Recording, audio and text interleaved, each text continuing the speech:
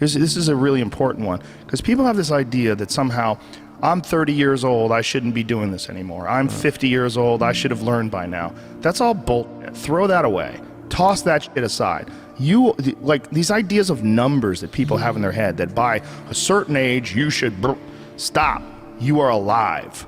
And if you are alive and if you are thinking, all those numbers that you keep attaching, well, you know, when Einstein was 30, shut the fuck up. Stop doing that. That is a waste of your time. And stop saying to yourself, I should be better by now. I'm such a total non-helping thought. What you need to think of is life. You're living, you're alive right now, and if you've made a mistake and you're still continuing to learn and grow, that's all just data. You are not your past. You're you. You're you right now. Like the past you might have done some things you wish you hadn't done. Don't dwell on that. You can learn from it, that's fine, but don't dwell on it. Just keep moving. Keep moving. You know, use it as fuel. Say never again. You know, I get what I did wrong, but don't think that you're that person that made those mistakes. You're the person who's learned. You know, and to have that attitude is a really important thing. And to not say, why am I doing this now? I could have been doing this my whole life. Well, you weren't, so is that gonna help? Yeah. You know, you gotta not think like that. You just gotta be happy you're doing it now. If I look back on anything I've ever done, mistakes I've ever made, paths that something that I put out that I didn't quite think, man, maybe I just waited 3 months before I released that, or maybe I should have, re-edited that blog post a couple more times before I put it online, or those things drive me crazy. But shitty things that I've done have driven me crazy, but yelling at someone I didn't have to yell at them for, whatever. But the most important thing is always for all people to recognize that you're not who you were a year ago. You're not who you were 5 years ago. You're not who you were last week. You're who you are now, and this is the only shit you have control over. So you gotta regulate how much you dwell on regrets of the past. You really gotta be careful, because it's good to have a little. Because my regrets, whether it's things of professional nature or the very few regrets friendship-wise, which is one thing that makes me very happy. But there's life is strange. There's a lot going on. There's a lot of factors happening in life. But for sure, who I am now wouldn't have ever happened if I didn't fuck up. If I didn't make those mistakes, I wouldn't have understood the importance of friendship and kindness. And if it hadn't been cruel at some point in my life, or someone hadn't been cruel to me, I wouldn't understand the beauty of love. I wouldn't understand the full range of it, because I hadn't felt the sting. If nobody ever punches you in the face, you don't really appreciate safety. Because a lot of people don't even understand what safety is. You pretend, oh, we're safe, but you are so not safe. It's way better to drive your car straight after you almost lost control on a turn. Like, and then you get back straight, you're like, whoa. For sure. I'm not saying that you should go sideways around corners, but what I am saying is that there's a fucking yin and a yang to this world, man. And you gotta fuel yourself with the fuck ups. And most people get stuck in these patterns because they define themselves as a fuck up, or they define themselves as a person who doesn't follow through on their ideas, or a person who doesn't pursue their real interests and loves. You define yourself by that. Well, I guess I start things and I quit. No, you don't. No, you have started things and you quit. And it gives you a horrible sense of regret that's made you define yourself by that. You don't have to do that. You don't have to do that.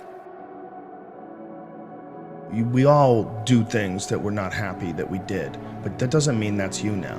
I don't want to hurt anybody's feelings. I think people that hurt people's feelings, even if you justify it, you did something. And I think that fucks with your head, and it devalues you in your own eyes. You're not a hero in your own eyes. You're not someone who you respect.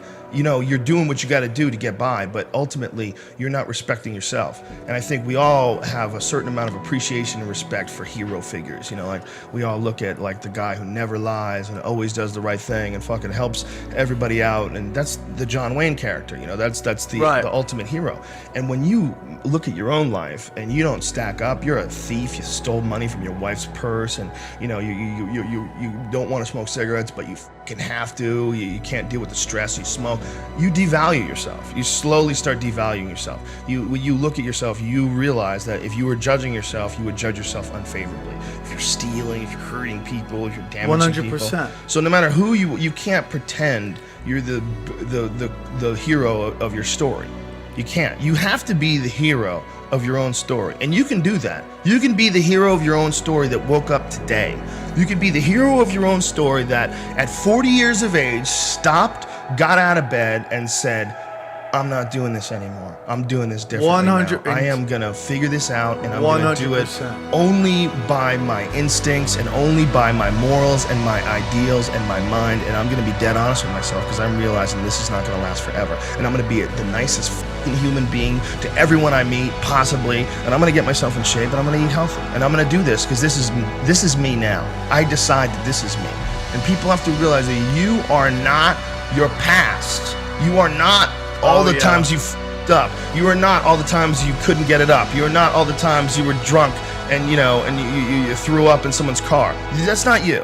Well, you are the person who's learned from a great deal of experiences. And if you learn correctly and if you process them correctly, you'll have a happier life. Look, there's a lot of ways you could look at bad events. You could say a bad event is just who you are, and you just have bad events, and you're a fucking loser, and life hates you, and God hates you, and look at that, happening to Mike again. Can't fucking believe it. There's a lot of guys who go through life like that. And, they could say that they seek comfort in lowering the standards that they expect out of things. So when things go bad and they say, well, I fucking knew it. For them, it alleviates some concern about what's going to happen in the future, because the future is always dog shit. It's hard to be comfortable with yourself. So it's very hard to be comfortable with other people. That's why I always stress with people, like, you've got to accept yourself for what you've done wrong. Do your best.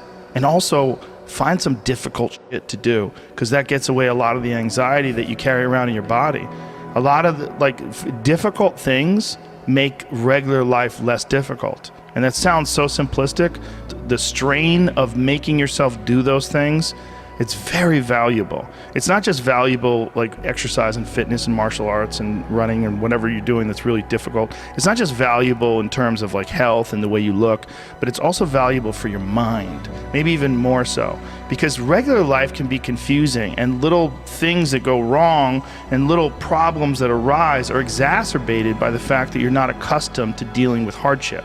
So creating your own bullshit is extremely valuable for you also, not just accepting the nuanced perspectives of other people, but also being able to navigate through this world with some sort of an understanding of just how complex it all is and how weird it all is, and not be overly thrown off by every little dip in the road and pothole that you encounter.